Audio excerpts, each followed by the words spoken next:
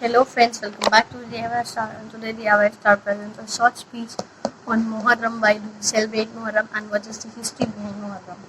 Before watching this video, like, share, and if you have not subscribed yet, subscribe it for what you are waiting, and comment down if I missed something to speak. Muharram is the first month of Islamic calendar, but we didn't greet it with any type of greeting. Shia Muslims around the globe mourn during this month.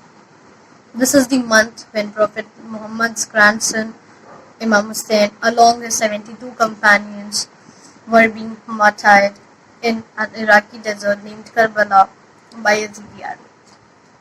It was 2nd of Muharram, 61 Hijri, or 680 AD when Imam Hussain reached Karbala, and he was enforced to move his tent away from river called Furat.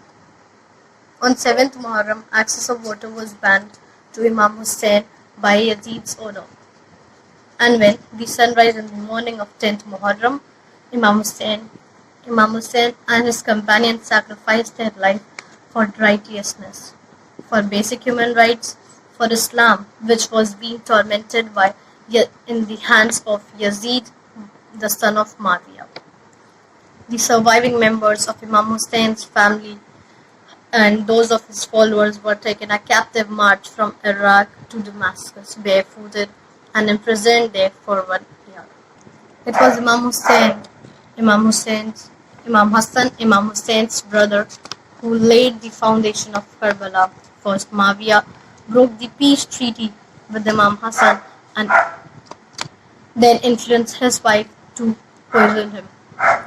Muawiyah wanted to kill Imam Hussain in Medina, but Imam Hussain didn't want this to happen, as this accident would have created the non-ending rift among Muslims for eternity.